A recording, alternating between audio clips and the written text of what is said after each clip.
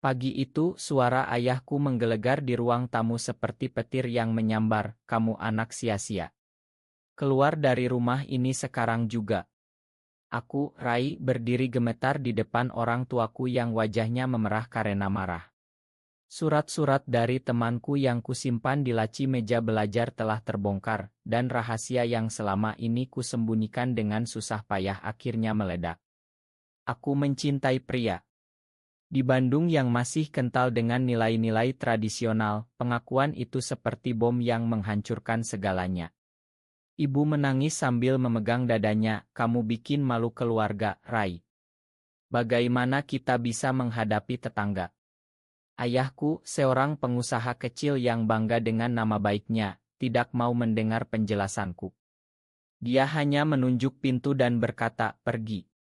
Jangan pernah kembali sebelum kamu jadi laki-laki normal."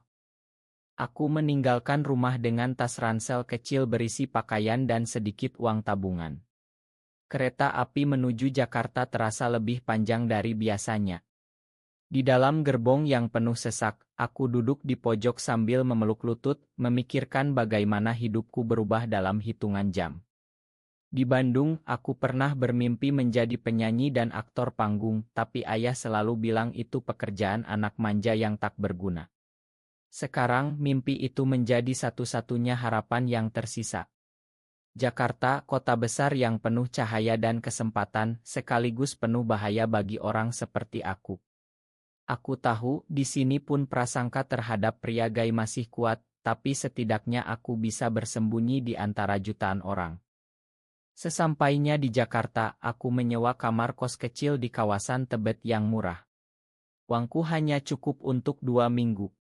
Setiap pagi aku berjalan kaki ke berbagai cafe dan teater kecil, mencari pekerjaan apa saja.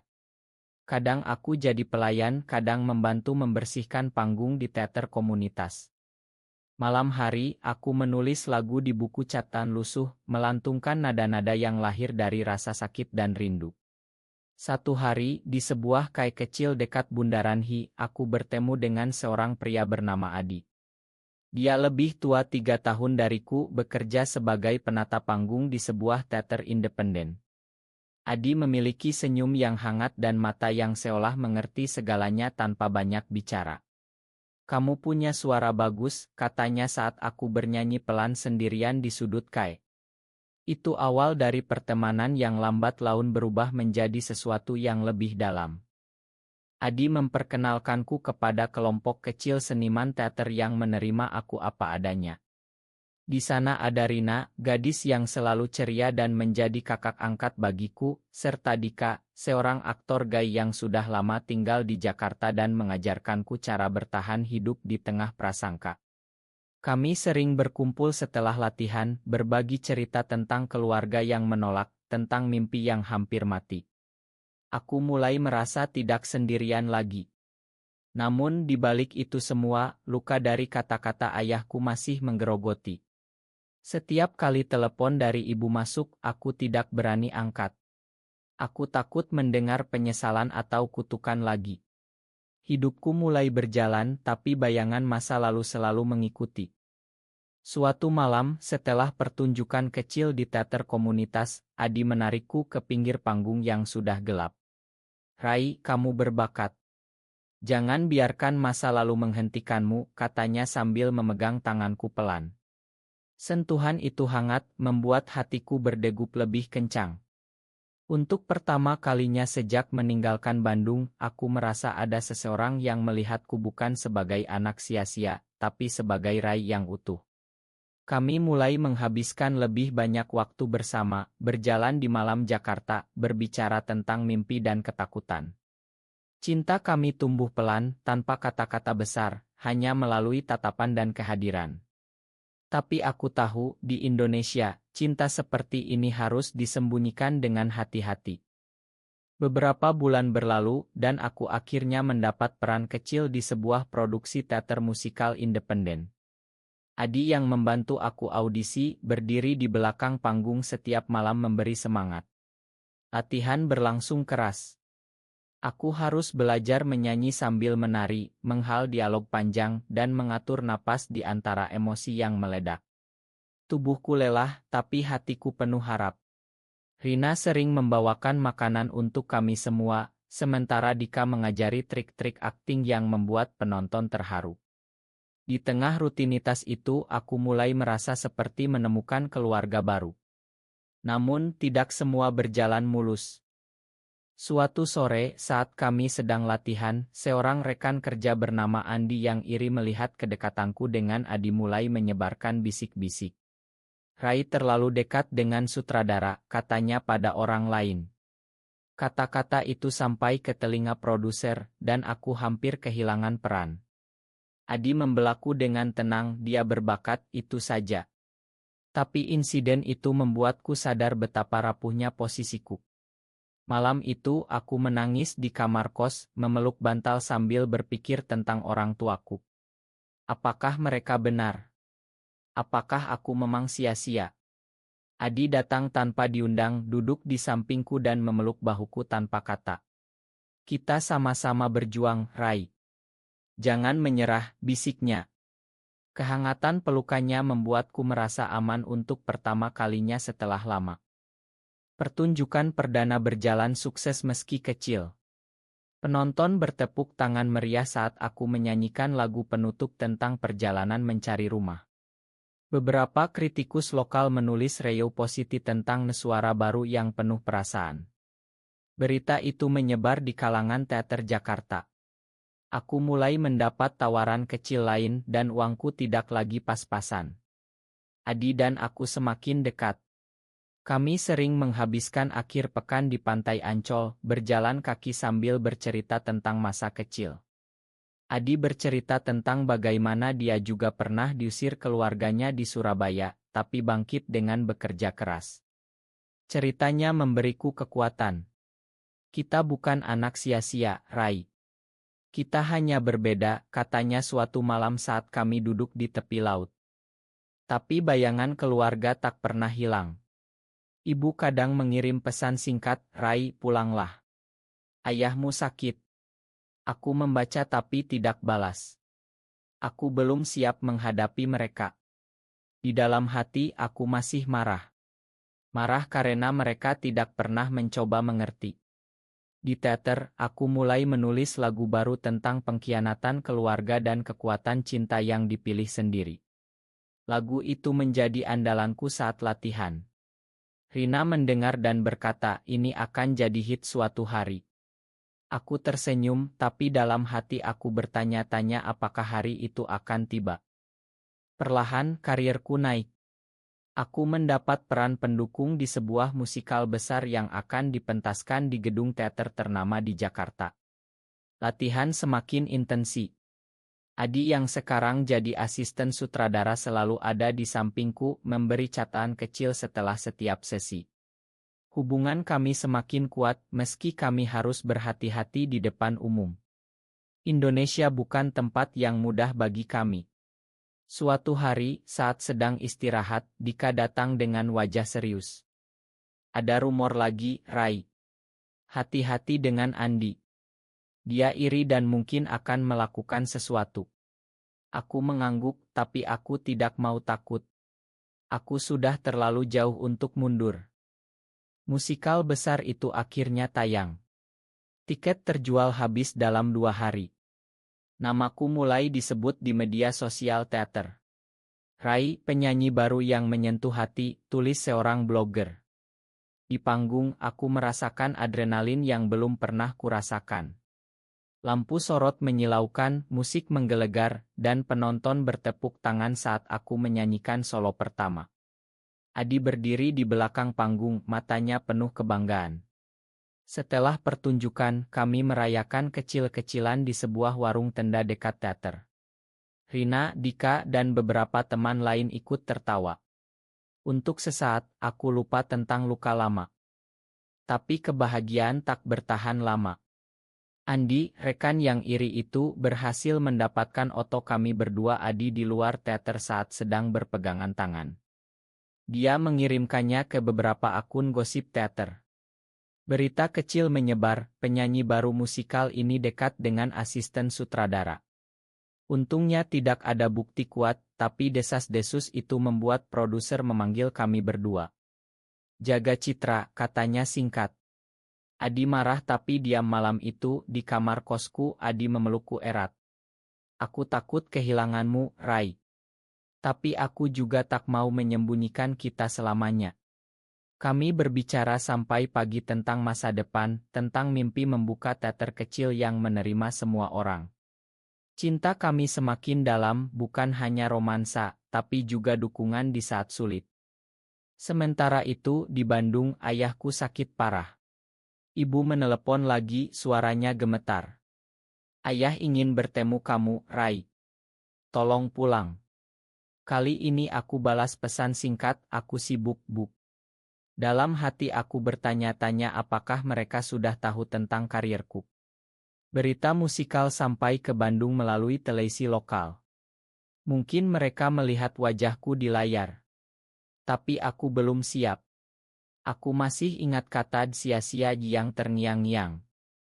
Latihan untuk tur kota dimulai. Kami bepergian ke Surabaya, Yogyakarta, dan Medan. Di setiap kota aku merasakan dukungan penonton yang berbeda. Di Yogyakarta, seorang pemuda gay muda mendekatiku setelah pertunjukan dan bilang, "Kamu memberi aku harapan." Kata-kata itu membuat mataku basah. Aku sadar, perjuanganku bukan hanya untuk diriku sendiri. Di perjalanan itu, Adi dan aku punya waktu lebih banyak bersama. Kami berbagi kamar hotel secara diam-diam, berbicara tentang segala hal. Kalau suatu hari kita bisa terbuka, apa yang akan kamu lakukan pertama kali? Tanyaku. Adi tersenyum, memegang tanganmu di depan semua orang. Tapi di tengah tur, bencana kecil datang. Andi yang ikut tur sebagai kru menyebarkan rumor lebih besar di grup chat internal. Produser marah dan hampir memecat Adi. Aku membela dengan keras, ini semua karena iri. Adi tak salah apa-apa. Setelah perdebatan panjang, kami lolos, tapi kepercayaan retak. Aku belajar bahwa persahabatan dan cinta di dunia seni tak selalu mudah. Malam itu, Adi memelukku dan berkata, "Kita akan lewati ini bersama." Kekuatan itu membuatku semakin yakin bahwa aku telah menemukan rumah yang sebenarnya. Tur selesai dengan sukses besar. Kembali ke Jakarta, aku mendapat tawaran untuk memimpin musikal baru sebagai pemeran utama. Judulnya "The Rumah Yang Hilang", cerita tentang seorang pemuda yang mencari penerimaan dari keluarganya. Ironis sekali karena cerita itu mirip dengan hidupku. Saat latihan, aku menuangkan seluruh emosi ke dalam setiap nada dan dialog. Sutradara sering memuji, "Rai, kamu hidup di panggung." Adi yang kini naik jabatan sebagai co-direktor selalu tersenyum bangga di belakang panggung. Hubungan kami semakin matang. Kami tidak lagi hanya saling mendukung di teater, tapi juga dalam kehidupan sehari-hari. Adi membantu aku mengirim uang ke ibu secara diam-diam tanpa ayah tahu. "Mereka tetap keluargamu," katanya lembut.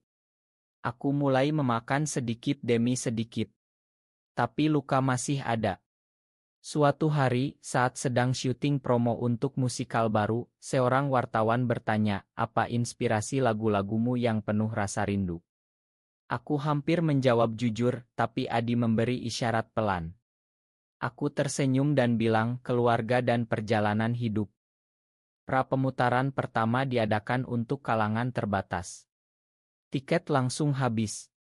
Media mulai ramai memberitakan Derai, bintang baru panggung Indonesia. Namaku naik daun. Di Bandung, ibu menelepon dengan suara bergetar, "Kami melihat kamu di Nak." Ayah bangga tapi dia tak mau bilang. Aku diam lama.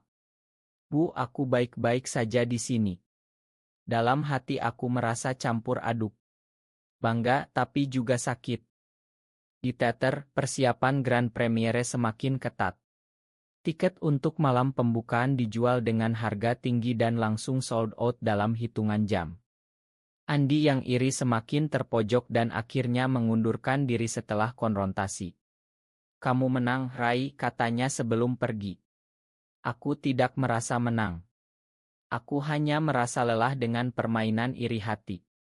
Adi memelukku di ruang ganti dan berkata, kita sudah jauh, jangan mundur sekarang. Malam sebelum premiere, aku dan Adi duduk di atap gedung teater yang sepi. Bintang-bintang Jakarta terlihat samar di atas polusi.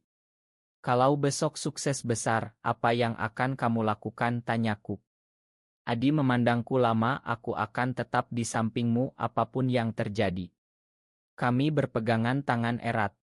Saat itu aku sadar, cinta kami adalah kekuatan terbesar yang kumiliki. Tapi di balik kebahagiaan, ada kekhawatiran tentang keluargaku. Apakah mereka akan datang? Apakah mereka masih menganggapku sia-sia? Grand Premiere tiba. Gedung teater penuh sesak dengan penonton dari berbagai kalangan. Lampu redup, musik mulai mengalun. Saat aku naik ke panggung sebagai pemeran utama, jantungku berdegup kencang. Aku menyanyikan lagu pembuka dengan seluruh jiwa. Suaraku menggema, emosi mengalir tanpa hambatan. Penonton terdiam, lalu tepuk tangan membahana di setiap adegan.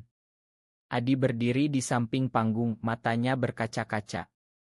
Di akhir pertunjukan, saat tirai turun, sorak-sorai memenuhi ruangan. Rai! Rai, teriak penonton. Setelah pertunjukan di ruang tunggu, produser memelukku. Kamu luar biasa. Tiket untuk minggu depan sudah sold out 3 kali lipat. Media menunggu di luar untuk wawancara. Tapi di tengah kegembiraan, seorang staf datang dengan wajah bingung. Ada pasangan tua di luar yang meminta bertemu. Mereka bilang orang tua kamu. Aku membeku. Adi memegang bahuku, kamu siap. Aku mengangguk pelan dan berjalan keluar. Di lobi yang sudah hampir kosong, ayah dan ibuku berdiri dengan wajah lelah. Ayah memegang tiket promo yang sudah habis. Rai, kami ingin menonton. Tapi tiketnya kami tak dapat. Suara ayah yang dulu menggelegar kini terdengar kecil, hampir memohon. Ibu menangis pelan. Kami melihat kami salah, nak. Kamu bukan anak sia-sia. Aku berdiri diam, air mata mengalir tanpa bisa kutahan. Semua kenangan kembali, kata-kata kasar, pintu yang ditutup, malam-malam sendirian di Jakarta. Adi berdiri di belakangku, memberi kekuatan tanpa kata. Aku menatap orang tuaku lama. Tiketing sudah habis, Pak. Tapi aku akan usahakan 1 tiket untuk kalian di baris depan besok. Ayah menunduk untuk pertama kalinya dalam hidupnya. Ayahku yang keras kepala itu terlihat rapuh. Terima kasih, Rai. Kami bangga padamu. Malam itu aku pulang dengan Adi, hati penuh campur aduk. Suksesku telah membuat mereka memohon, tapi yang sesungguhnya masih harus kami bangun bersama. Hari berikutnya, orang tuaku duduk di baris depan. Saat aku menyanyi lagu penutup tentang rumah yang ditemukan kembali, aku melihat air mata di mata ayahku. Setelah pertunjukan, kami bertemu di belakang panggung. Ayah memelukku untuk pertama kalinya sejak aku kecil. Makan ayah, katanya pelan. Ibu memeluk Adi juga, meski ragu. Terima kasih sudah menjaga anak kami. Momen itu tidak sempurna, tapi nyata. Aku tahu perjalanan masih panjang, tapi setidaknya kami mulai berjalan ke arah yang sama. Beberapa minggu kemudian, musikal Rumah yang Hilang terus laris. Namaku semakin dikenal di seluruh Indonesia. Aku dan Adi memutuskan untuk membuka kelas teater kecil bagi pemuda-pemuda yang seperti kami dulu, yang merasa tersesat karena identitas mereka. Rina dan Dika ikut bergabung. Keluarga kecil kami semakin besar. Orang tuaku mulai datang ke Jakarta sesekali, belajar menerima Adi sebagai bagian dari hidupku. Ayah bahkan membantu memasang lampu panggung di studio kecil kami. Kamu sudah dewasa, Rai, katanya suatu sore sambil tersenyum. Tapi tidak semua mudah. Beberapa tetangga di Bandung masih bergosip, dan ada saat-saat aku merasa lelah dengan pandangan masyarakat. Saat itu Adi selalu ada, mengingatkanku bahwa kami tidak sendirian. Cinta kami tumbuh menjadi pondasi yang kokoh, bukan lagi rahasia yang disembunyikan, tapi kekuatan yang dibagikan. Di atas panggung, aku terus bernyanyi tentang perjalanan yang sama, penolakan, perjuangan, dan akhirnya penerimaan. Suatu malam setelah pertunjukan spesial, saat lampu panggung masih menyala redup, aku berdiri bersama Adi di tengah panggung kosong. Kita berhasil, bisikku. Dia memelukku erat. Di luar, orang tuaku menunggu dengan senyum. Perjalanan emosional yang panjang telah membawaku ke sini bukan sebagai anak sia-sia, tapi sebagai pria yang menemukan dirinya sendiri dan cinta sejati. Apakah kesuksesan selalu bisa mengubah prasangka keluarga terhadap anak Gai? Benar atau salah?